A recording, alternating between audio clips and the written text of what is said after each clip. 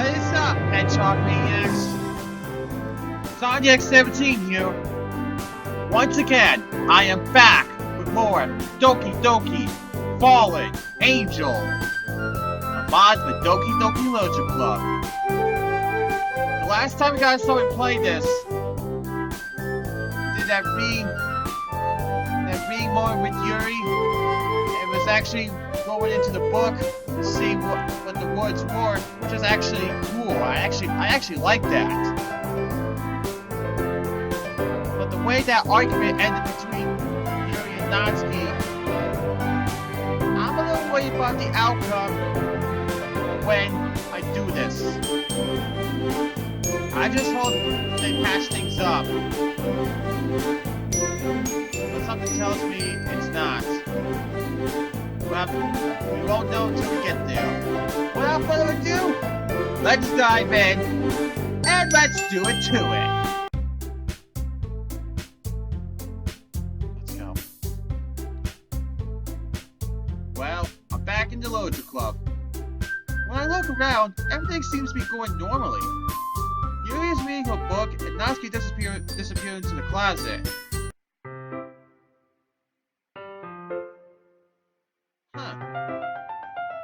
Usually when this day starts, there'll be an interaction with Sayuri and the MC. But where's this gonna go? Hey, Yuri! I suddenly noticed that Yuri is reading a different book from the one we've been reading together. I turn my head to read the cover. Portrait of Markov? There's the portrait of Markov! Sorry, I didn't mean to interrupt. No. I was kinda just waiting for you. If that's the case, why don't we go ahead and get started? Yes, let's. Actually, I have a request. Do you mind making some tea for us? That sounds great, Yuri. Thanks. If there's one thing that can make my reading time feel any better, it's a nice cup of tea. Not to mention for yourself as well. Yuri stands up and makes her way to the closet. I follow and watch as she retrieves a small water pitcher from the shelf, the kind with a filter inside. Can you hold this for a second? Sure. Yuri hands me the water pitcher and also fetches an electric kettle. I'm going to plug this in at the teacher's desk, and then we'll go get some water. She walks past me and sets the kettle down on the teacher's desk. I simply watch her movements. To my surprise, the way she moves really contrasts her speaking mannerisms. Especially because of her long legs, Yuri appears elegant and methodical. Well, she is the tallest member of the Literature Club, and the tallest girl in the game. May I have the water pitcher, please? May I have the water pitcher? I hand Yuri back the water pitcher. Thanks. I'll be right back. I might as well walk with you, rather than just staying here. Yeah. Why not? Should we go then? Yeah. This is unexpected. Monica! Stop! Usually show up with that pose. I got that you're gonna do it. Huh? What are you two up to? Yuri and I! We were going to get some... I suddenly realized how weird it sounds to explain this to Monica.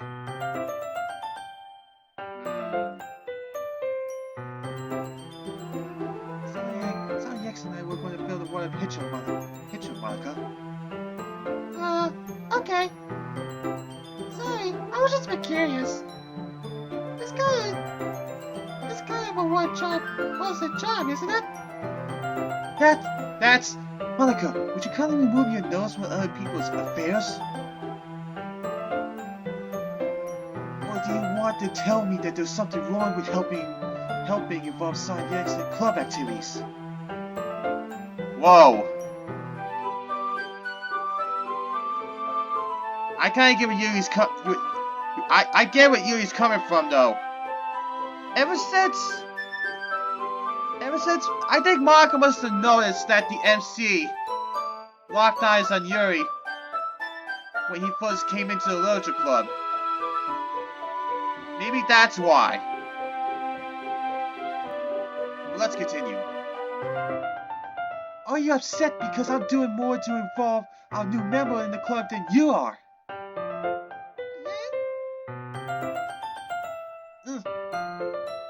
My mouth gapes. I had to open my mouth. Stop doing that pose! I suppose there's nothing wrong with that. Let's go, Sirius. Yuri quickly exits the room. I look around the room. I see Sayuri dig her face deeper into a book. Over the corner, Natsuki resides back into the closet. The look on Monica scares me. I quickly follow Yuri out into the corridor.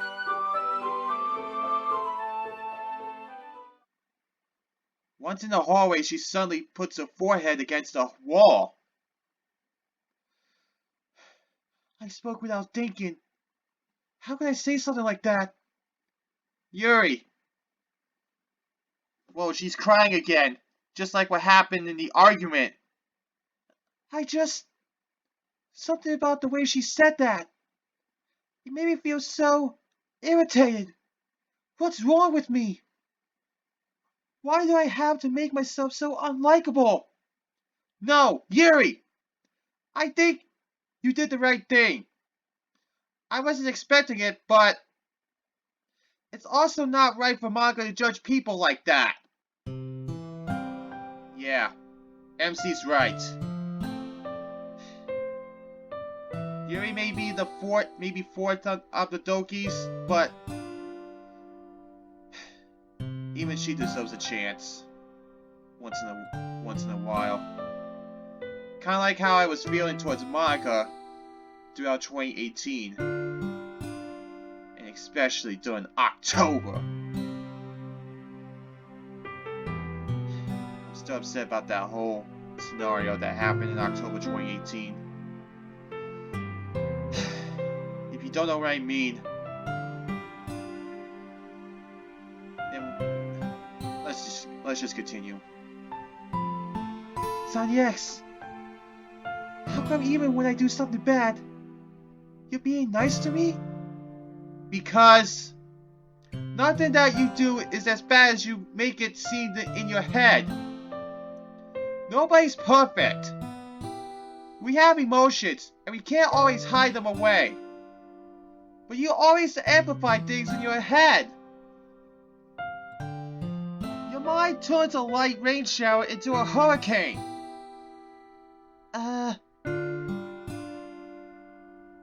No. Will you hate me for something as terrible as that?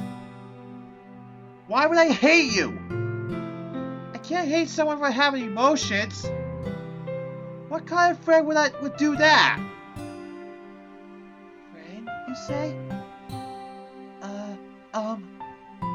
Yuri lifts her head. Sanyex, I really like being friends with you. Thanks, Yuri. Did I just get friend zoned already? Friend zoned? What? I don't know. Anyway, I like being friends with you too. I feel kind of awkward saying something like that. But I'm doing my best to help Yuri feel better. Anyways, yeah. Shall we go? Yeah. Hello! Wait a minute. I recognize this background from somewhere. I'm not sure what, but maybe after a while it'll kick back in for me. Let's continue. We arrive at the water fountain. Yuri begins to fill up the pitcher. Son X, do you think Monica is mad at me? I think back to Monica's blank expression. I don't think Monica is the type of person who would get upset over something like that. I should apologize to her. Right? I think so. Just tell her how you feel. It wasn't right for her to intrude on us. You're right. I'm just not very good at displaying my emotions. I don't really get to experience social interactions as much as other people. And when I do, I usually end up embarrassing myself. I unintentionally give her a look of pity. I try to come up with something to say. Yuri! Yes? She looks at me with upturned eyes. Like I'm some sort of painting that she's appreciating in a museum. I think you have enough water. Huh? Yuri looks down at the pitcher. The water is completely overflowing and spilling over. Eh! Oh man. And I thought Sayuri gets distracted. Yuri quickly lets go of the button. I'm sorry. I wasn't paying attention. Yuri, it's fine. It is? Yeah. I'm sorry I distracted you. Okay. Yuri dumps out the excess water. I need to do something here. Yuri is clearly still on the edge. Yuri, look at me. Huh? It's going to be fine. You didn't do anything wrong. I wasn't focusing on the water. I'm not talking about the water. I mean with Monica. You don't have anything to worry about. Are you sure? I'm sure. Here, I'll prove it to you. From this moment on, I promise I will do everything in my power to stop anything from hurting you. I realized that was probably a very odd thing to say to a girl I met only 3 days ago, but... So, Thank you, Son X. Huh? Let's go to the classroom now. Everyone's probably wondering where we are. Yeah. Let's go. I'm not entirely sure what just happened, but it appears Yuri at least let go of her current anxiety.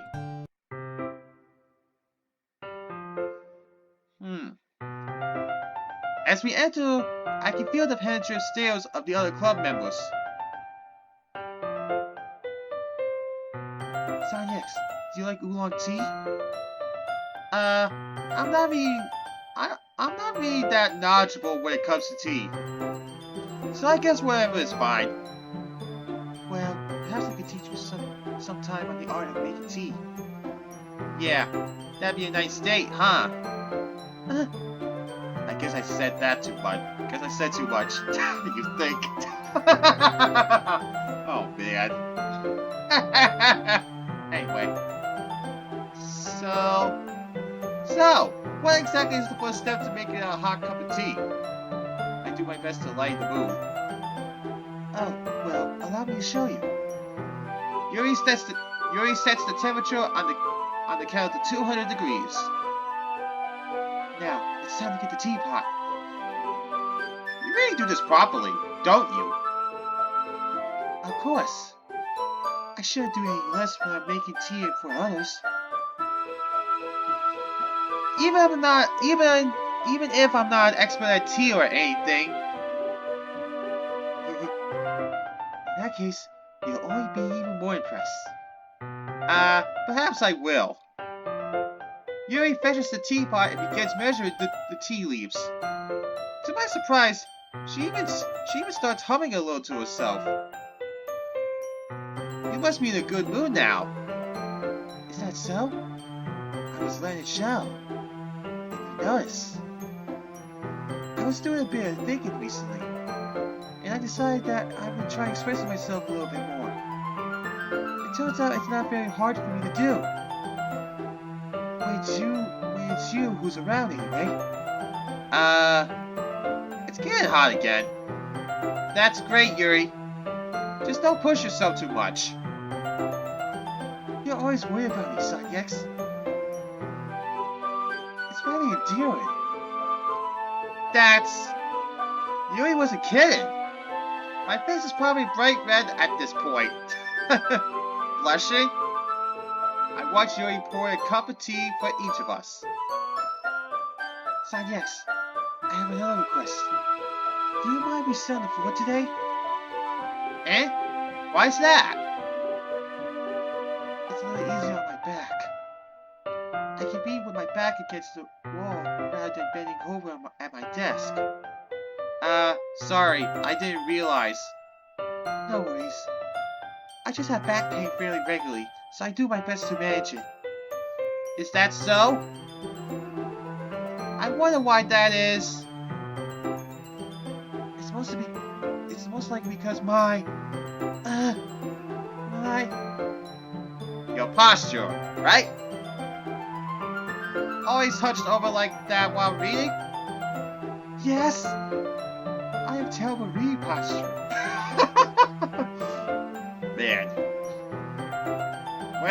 Man, it's been a long time since I played the main game. So that's why we should sit on the floor. Uh-huh. I'm 99% sure we're not talking about reading posture, but I think it's best if I just leave the conversation at that. You think? I'll go get the book. I retrieved the book from my bag. I have some chocolate here as well. It's a bag of small chocolate candies that I kept hidden from Sayuri's candy radar. Man, just imagine if Sayuri saw that. I take it, since it'll go well with the tea. Yuri and I then sit against the wall, teacups at our sides. As if in sync, we assume the same reading position as last time, each holding one half of the book. Except this time, our bodies are even closer to each other. I can't see too well. Yuri slides closer until his shoulders are touching. How am I supposed to focus on reading like this? I always found Yuri cute since the moment I laid eyes on her, but when she's being less apprehensive, I feel like my heart is about to burst. Your teacup? Yuri hands me my teacup. Oh, thanks. Holding it with my hand that's not holding the book, I end up in a position that makes it even harder to focus. Because now I need to worry about making sure I don't accidentally touch her posture. I think that's another word for her boobs.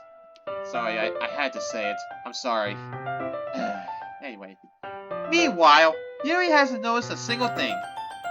She wears her intense reading expression, and I can only presume the world around her has faded away. I call upon every reserve of willpower I have in order to focus on reading. After a few minutes, I finally manage to relax a little. Whoa! I thought I was gonna go to that CG, but it doesn't.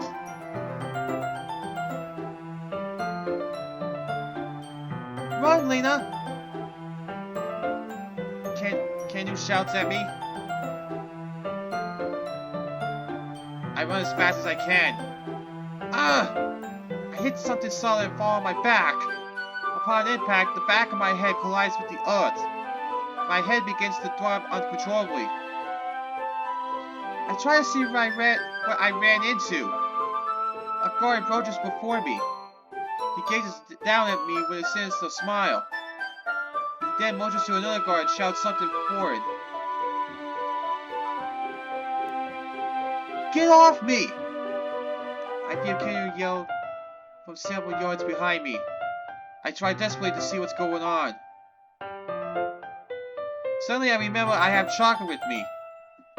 put the teacup between my legs and foam it with the chocolate wrapper. Sorry. I briefly let go of the book to finish open the wrapper. You can have as much as you want. That's okay. I won't take any. Eh? Are you sure? Well, if I touch it, then I get smudges on the pages. You're right. I didn't even think about that. My bad. No need to apologize. I'll hold the book, okay? Are you sure? Of course. There's the CG. I forgot how cool that looks. Yuri opens the book with both hands. She holds it so that I don't have any harder of a time reading it from it. But as a result, her left arm is practically resting on top of my leg. My brain is short-circuiting at this point. In that case, Yuri has already been dragged back into a book. I take a chocolate candy and pop it into my mouth. Then I take another chocolate. Then I hold it up to Yuri. She doesn't even look away from the book. She simply parts her lips as if the situation was completely natural. What the hell am I supposed to do here? I can't stop now. I apprehensively place the chocolate in her mouth. Just like that, Yuri closes her lips over it. Yuri's expression suddenly breaks. Did I just... Yuri looks at me like she needs to confirm what just happened. Signex? Sorry. I guess I shouldn't have done that. One of these days I will hold a conversation with a girl without making a fool of myself. Oh man. Well, I was just helping. That's something that friends do, right? I mean, not really in this kind of context, but yeah. That's all it was. Yeah. Then, you don't need to stop or anything. I see. At this point, I can hear my own heart racing. Yuri tries to return to the book, but even I can tell just by her expression that even she can't focus now. I'm in too deep to stop her. Stop now, sorry. I notice I take another chocolate between my fingers. I start to place it into my mouth, but this time Yuri's eyes meet mine. How did it even come to this? Yuri doesn't even avert her gaze. The lavender eyes pierce through mine. I notice her chest rising and falling to the rhythm of her breath. I have half the chocolate sticking out of my mouth. I lean my face towards Yuri, as if both of us are in a trance. Our faces grow even so closer. The rest of the world is gone. It's just me. Monica! Okay, everyone. Ah! In my panic, I accidentally inhaled the chocolate. I start to cough uncontrollably while the other members just stare pitifully. I gulp down the rest of Yuri's tea to wash down the chocolate. It's time to shop bulbs. So next, you can help Yuri put away the tea stuff, right? Yeah, of course. There's that pose again! Ugh. I'm not sure if that was part of the main game, but like I said, I haven't played the main game in years. But anyway. Okay, thanks. The spell is abruptly broken. I'll take care of the cups. Yeah. Yuri picks up the teacups from the floor. Once I calm down from my near-death experience, I pick up the bag of chocolates. In the end, we hastily cleaned up around so much as a wood between us. I get the feeling this is something neither of us will have the courage to bring up. Show and tell time.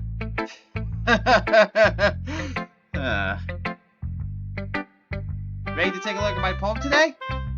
Of course. I'm eager to see how you have improved. I wouldn't exactly say I've improved, but we'll see what happens. I hand Yuri my poem. It's the fingers. Interesting. Despite bitter judgment, despite what you know, entirety is encased in a rusty cage. No one can leave. No one can be free. The feeling of rust on the fingertips, like rusty spoons. It's almost the horror of the sound of rusty spoons on a rusty cage. Scraping, scraping, scrape. As contamination washes over the desolate landscape, the birds chirping turn to cries of men. The howling winds turn to the screams of children. The rustling leaves turn to deafening silence. Silence is all there is in a rusty cage, except when the silence is broken by a rusty spoon.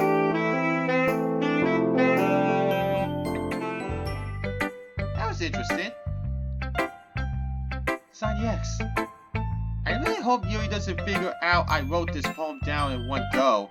I have no idea how to use symbolisms or anything.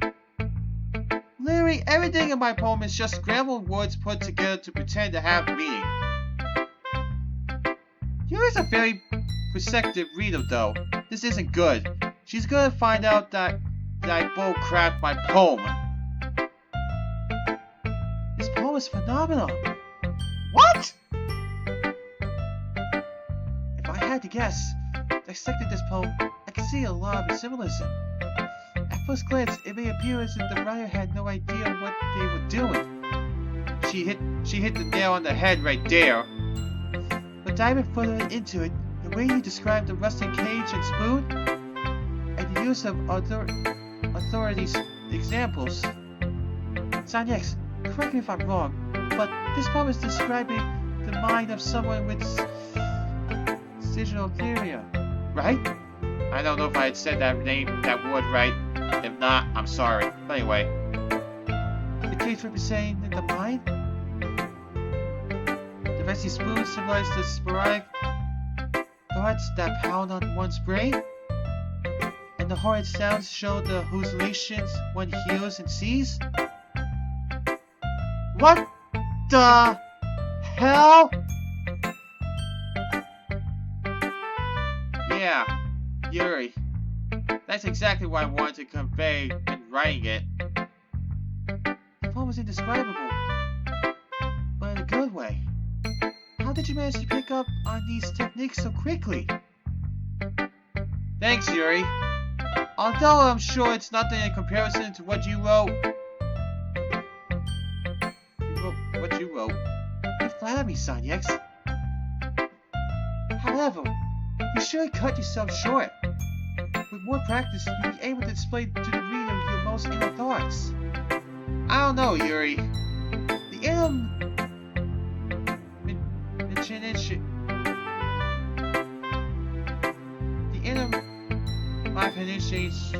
I can't even pronounce this. I can't even pronounce that word either, so I'm sorry. Of my mind or an enigma. Milk spills. What? What's that supposed to be?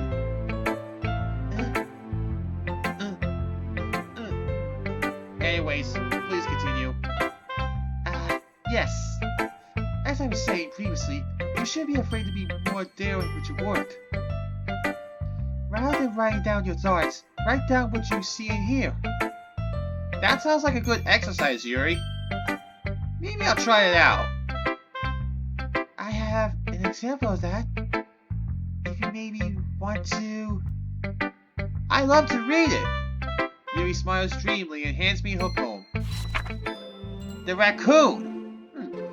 It happened in the dead of night while I was slicing bread for a quick snack. For a guilty snack. My attention was caught by the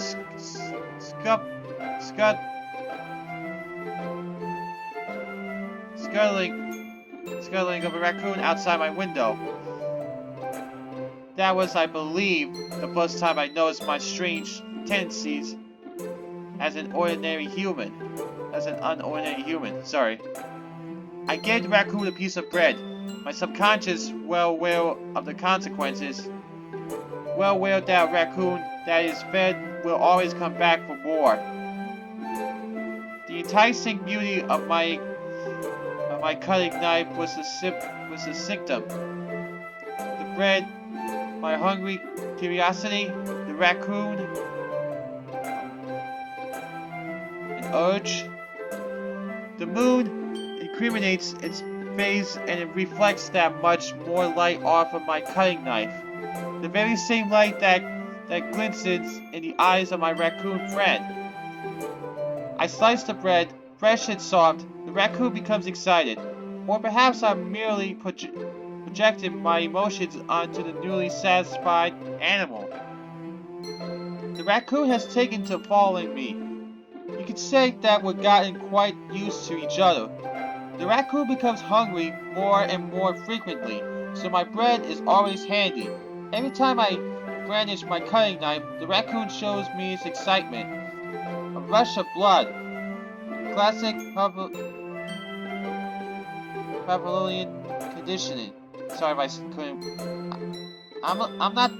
I mean, I'm a little good with the cursive reading, but sometimes the words I can't really read that. But anyway, I slice the bread, and I feel myself, and I feed myself again.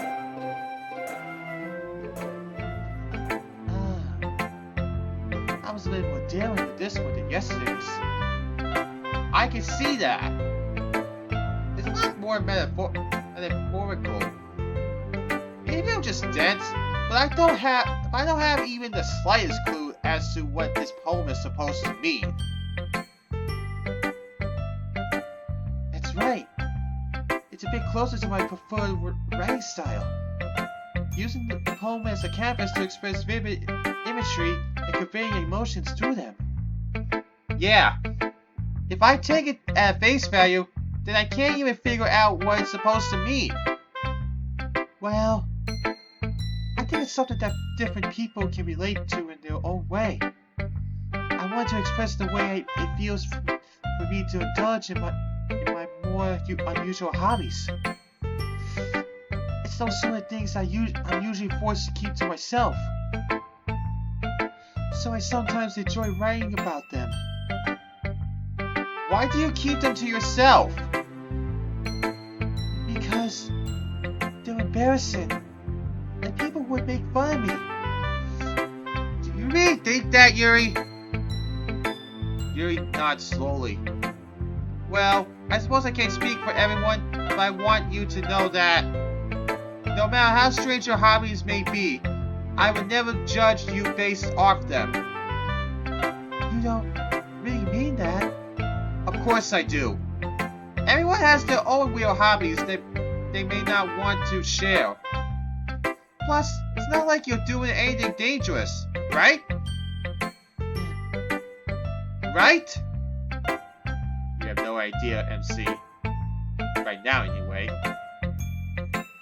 I mean, I know I have a lot of guilt. I know I have a lot of guilty pleasures I'm embarrassed about. I feel like everyone has a little something like that. The best we can do is respect each other and our individualities. Even if it's difficult sometimes, and some things make us uncomfortable. After all, if I hadn't learned to embrace my own weirdness, I would probably hate myself. I might be ranting a little bit now, but I'm glad that you're a good listener. You're good at a lot of things. Writing, listening. There really isn't many people like you, Sanyex. That's exaggerating a little bit. It's just how I feel.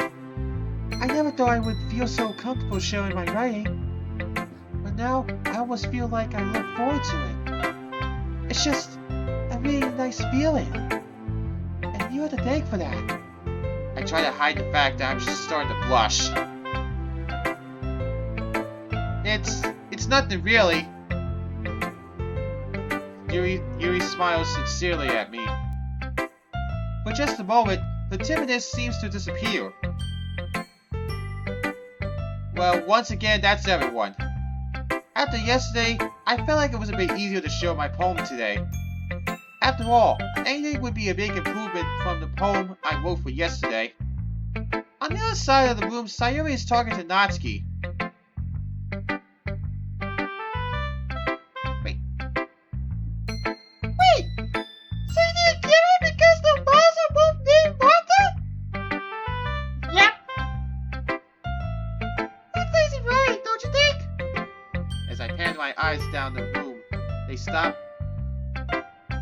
As I pan my eyes down the room, they stop Yuri and Monica, who are sharing their poems. It looks like Yuri's trying to apologize. Hey, let me tell you something. Stop doing that pose, Monica! I definitely know that's not part of the main game. Monica leans into Yuri's ear. You understand? Yes. Yuri nods timidly. What was that about? I begin to walk over, but Monica grabs everyone's attention.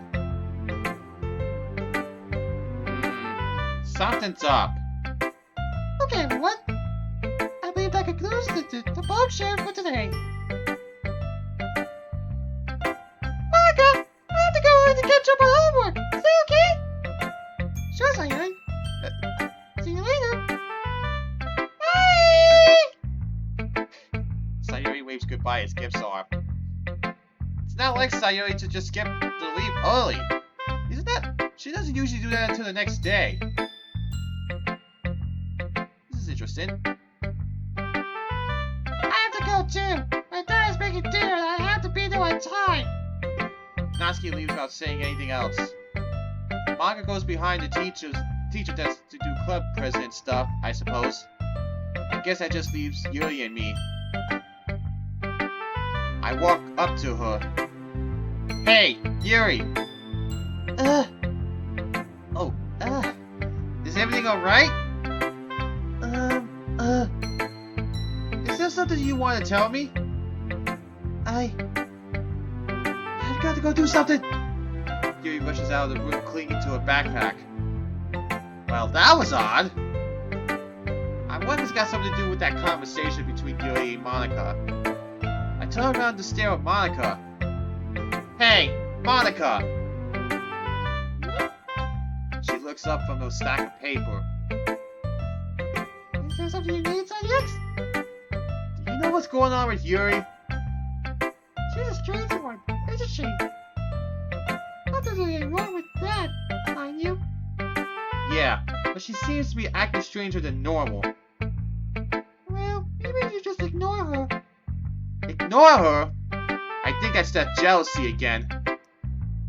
Yuri isn't used to being around new people. So I just shouldn't talk to her? No. It's okay to make some light small talk, but don't get too attached. Yuri has a way of being a bit obsessive when it comes to these things. Now I'm really lost. I have no idea what she's talking about. But like I said, I got a feeling I do. I don't think I'm following. Look, Sonics, just don't get too close to Yuri, alright? I mean, you always spend time with me. I begin to blush. Did Monica, the class star, just ask me to spend time with her? I shake the thought out of my head. I don't know. I feel like Yuri and I have been getting along rather well. Monica! You don't really know Yuri, though, do you? I mean, sure she's mysterious, but I think I'm learning more and more about her each day. Also, earlier Monica whispered something in Yuri's ear that seemed to really bother her. What did you tell Yuri earlier? What do you mean? I saw you whisper something to Yuri and... Oh, don't worry about that. It was just some cool stuff. There's something here that she's not telling me. What was your first clue? Monica's hiding something. I'd be dreaming if I thought I'd be able to get the information out of Monica. Saying guess not. Awesome. Alright, if you don't mind, I have some club president stuff that I have to do. I guess this is how Monica not so soon asked me to leave. Alright. Bye, Monica.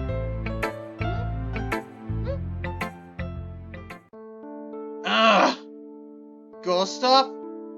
Yuri seemed really bothered by whatever Monica told her. Yeah. It must have been really unnerving. Yuri completely ignored me and rushed out the room. Perhaps I'm overthinking this. And what was that Monica was saying about Yuri being obsessive over these things? What does she even mean by these things? And what does she mean by obsessive? I feel Yuri and I have gotten fairly close, and I'm starting to actually understand her. Or perhaps she's only showing me what she wants me to see. This is getting me nowhere. I can't focus on anything else except Yuri. I need to clear my mind. Perhaps writing a poem will help.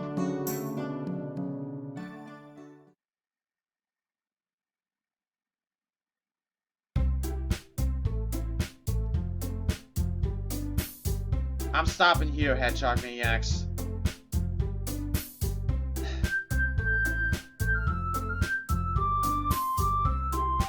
It was really good to say the least. But Monica is hiding something. I'd really like to know what Monica said to Yuri. I'm with the MC here. Monica's not self-aware. But like I said, I think she has some jealousy within her for this mod. I know Monica well enough. But who knows? You never know what Monica is capable of these days. Like doing that pose out of freaking nowhere. Sonic 17 is signing out. Catch you guys next time.